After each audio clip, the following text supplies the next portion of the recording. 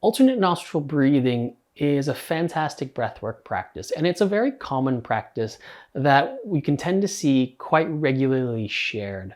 And it's the technique where we use our thumb and our ring finger to help open and close the nostrils to not only control the flow of the air that's coming in through the nose and into the body, but it's a really great way to physically or tactile, in a tactile way, help to slow you down, to ground you, and to give you a really nice or controllable feeling of ease. So if you've done alternate nostril breathing before, you'll know that you're going to need one of your hands to do the kind of dexterous work or the opening and closing work. Now, traditionally, you would use the right hand because I suppose for a lot of us, the majority of people are right-handed. And so that's a big part of where that traditional invitation comes from.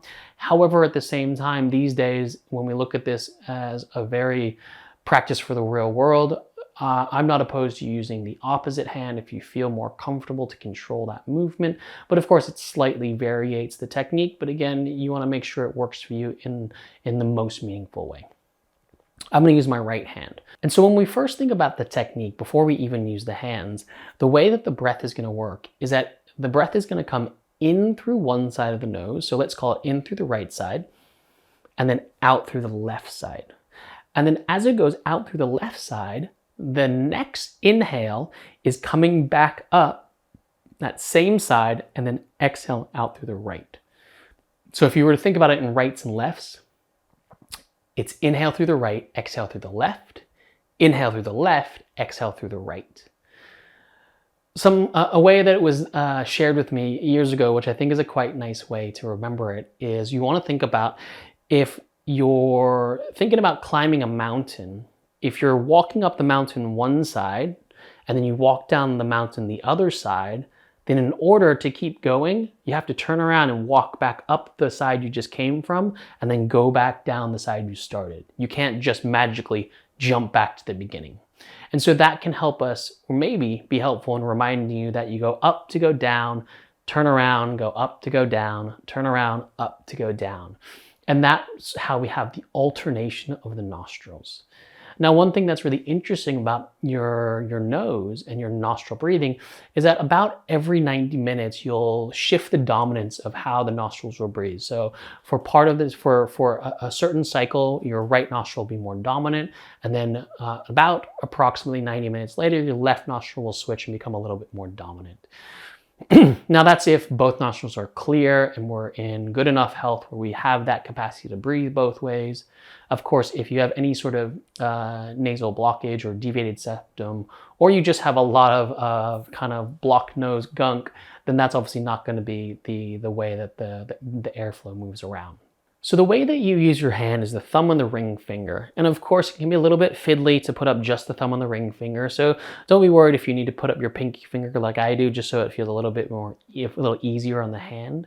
And this is how we're going to use to close the right nostril and close the left nostril. Now there is a variation where you can extend your index finger and your middle finger. And for some people that's more comfortable. In some practices, we would see that as an energetic connection to like the third eye, or it's just a nice reference where you can place these two fingers on the forehead as a reference point so you have a little bit more of a pivot when you're working between the nostrils. Now, when we think about sealing the nostril and the pressure, I want you to think about not plugging the nose or pushing the nose across the face, or even kind of sucking in kind of like this nasal cavity. You want to go above the nasal cavity here and seal the base of the cartilage tube. Now the nose is made of cartilage, which is soft movement. And so as you do that, as you seal up here in the nasal passage, you're actually creating a better or tighter seal to block the flow. Obviously, I'm just doing this upside down for a moment so you can see, but we're sealing it here, and then we're sealing it here, or here if I use the other hand. So that's what I would do when I'm using the thumb and the ring finger. Now, one last thing to mention before we show the full technique is that it's not like we're alternating on, off, on, off, on, off. What you'll find happens in this technique is you'll seal one side, as you take the breath in. Then you'll seal the other side. So there's a moment where both nostrils are sealed.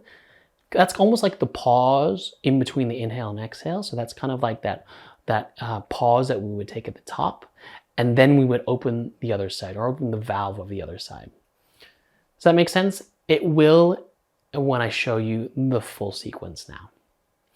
So the way that we would do that is we would allow ourselves to make sure we're doing this as kind of a full breath, and we're using the fingers to do the work.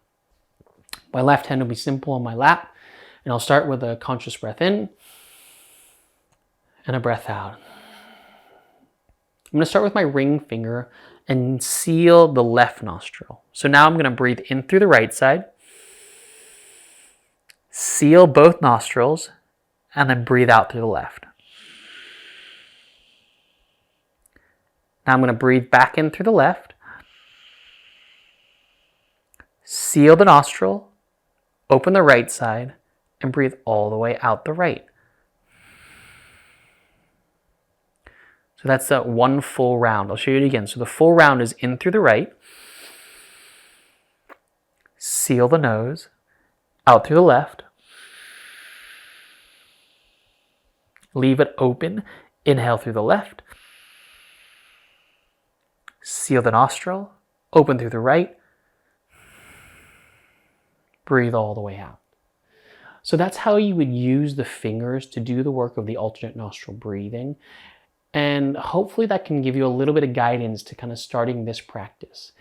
If it's the first time or you're newer to using your hands in this breathwork technique, just know it'll get easier as you do it more. That second variation, just so you can see it, is I can put my hand here right on the forehead, or I can keep it hovering it off if I just want a little bit more of an awareness as opposed to a connection.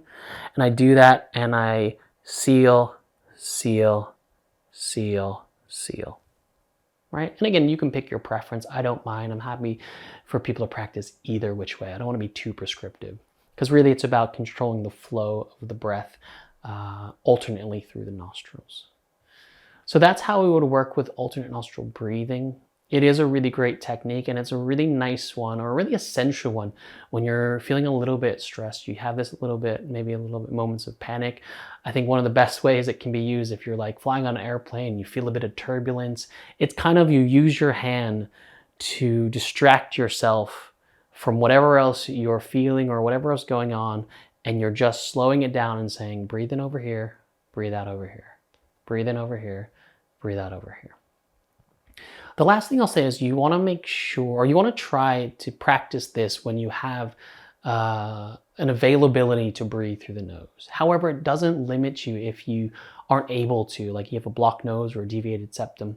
And so there's ways that we understand that this breathing practice isn't about, let's call it the finger work or the hand work. It's more about the effort and the focus of what the air is doing. And so if I had a little bit of a cold and a blocked nose and I was still doing this work, but I felt like I had a blocked right side so I couldn't breathe up through that right side, I can kind of just open a little bit of the corner of my mouth, and you're kind of mimicking that work by breathing in through the right, seal it, open the left, breathing out through the corner of my left side, breathe back in to the left corner, and whatever air gets through on the nostril.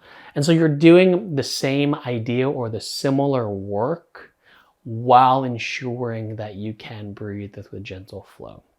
So remember, there always are ways to have variation with different techniques, and especially for ones that are calming, down-regulating, easing you out. We want to make sure it's not trying to make you do more or make it more effortful, but using the technique to help settle us, even if that means changing it ever so slightly or using it in a supportive way that really gives us the ultimate benefit of being at ease. And that's how we're going to use the alternate nostril breath.